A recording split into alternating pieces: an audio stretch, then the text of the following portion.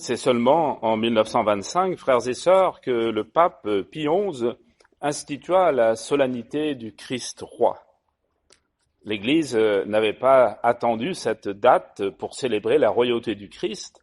L'épiphanie, Pâques, l'Ascension sont déjà des fêtes qui tournent le regard des fidèles vers le Christ, unique Seigneur du ciel et de la terre. Si l'Église institue cette fête au XXe siècle, c'est dans un but de pédagogie spirituelle.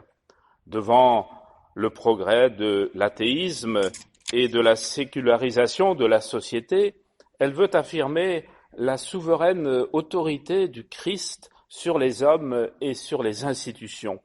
Les croyants n'ont qu'un seul roi, le Christ. En 1970, lors de la réforme liturgique, et dans une perspective plus constructive du rapport de l'Église au monde, cette fête est devenue celle du Christ, roi de l'univers. On la célèbre désormais le dernier dimanche de l'année liturgique. On voit poindre le temps de l'Avent dans la perspective de la venue du Seigneur en gloire. Nous ne pouvons comprendre vraiment le sens de cette fête qu'en la situant dans la perspective de la Bible. Dans la Bible, il y a des rois en Israël et toute une littérature à leur sujet.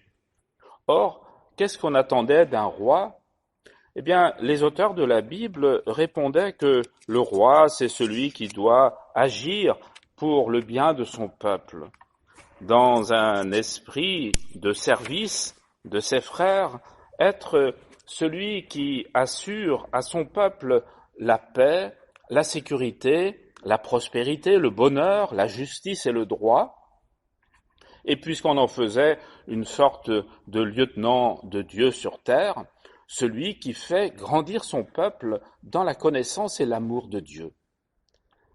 Au lieu de cela, et à quelques exceptions près, tous les rois qui se sont succédés à Jérusalem se sont comportés en chefs de guerre, en profiteurs, comme de mauvais bergers, recherchant la puissance et la richesse, la gloire terrestre, comme n'importe lequel des rois païens alentour.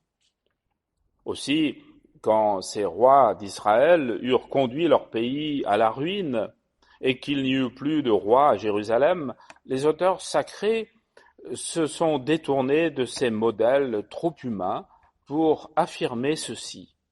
Un seul est roi en Israël, c'est le Seigneur. C'est Dieu seul qui règne en Israël et qui donne à son peuple ce que l'on attendait jadis de nos chefs. En particulier, c'est lui seul qui donne à ses fidèles de grandir dans la sainteté.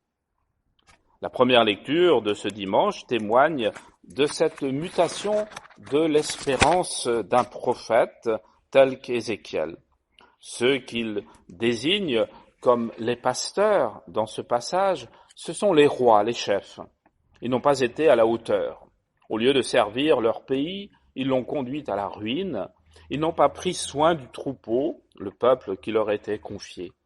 Aussi, le prophète annonce que c'est Dieu qui promet d'aller lui-même à la recherche de ses brebis et d'en prendre soin. C'est moi qui ferai paître mon troupeau, c'est moi qui le ferai reposer, la brebis perdue, je la chercherai, l'égarée, je la ramènerai. Et l'on peut ici reconnaître le passage qui a sans doute inspiré à Jésus la parabole de la brebis perdue. De fait, cette prophétie d'Ézéchiel s'est pleinement réalisée. En Jésus-Christ, le bon pasteur, c'est bien Dieu en personne qui est venu au secours des hommes. Et c'est pour cela que nous aimons tant prier ce psaume 22. Quand le psalmiste écrivait « Le Seigneur est mon berger, je ne manque de rien », il pensait évidemment à Yahvé, et il mettait en poème ou en prière la prophétie d'Ézéchiel. Yahvé est un berger qui prend soin de son troupeau.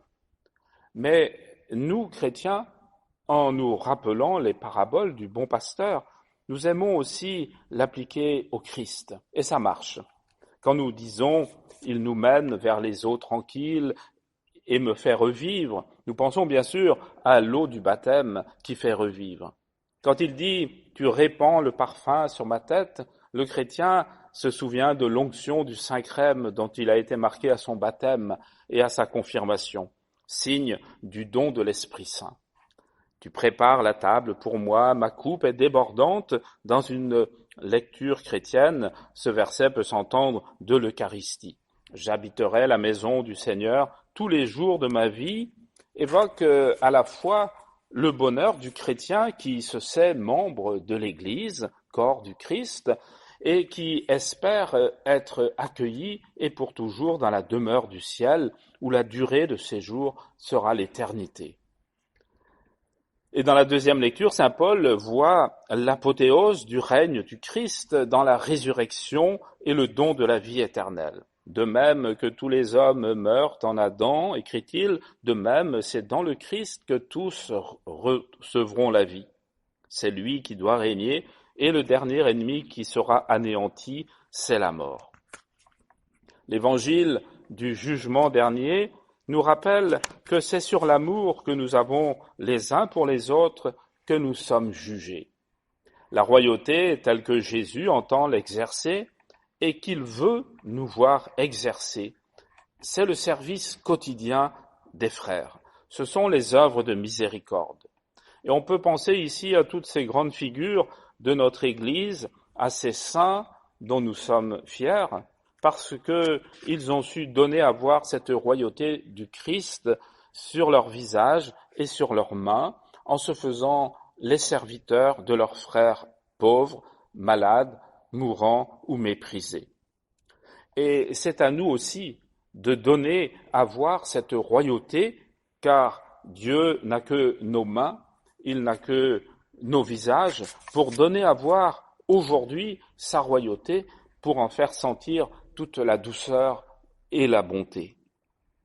Nous, chrétiens, qui fêtons le Christ, roi de l'univers, nous ne pouvons le faire en toute vérité et sincérité que si nous nous efforçons de vivre à notre tour et à notre niveau ce qu'elle signifie.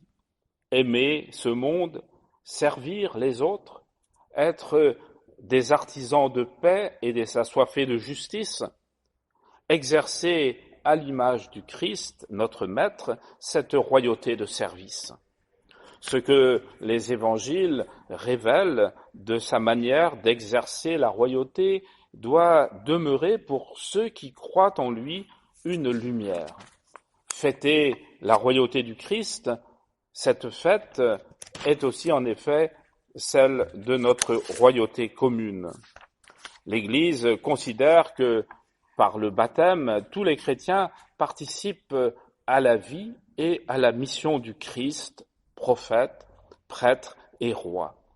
Sa royauté, il ne l'a pas exercée par la force, par la recherche d'un pouvoir absolu, la richesse et les honneurs, mais en étant serviteur de tous, en prenant soin des plus pauvres et des plus faibles, en exerçant la justice et la miséricorde.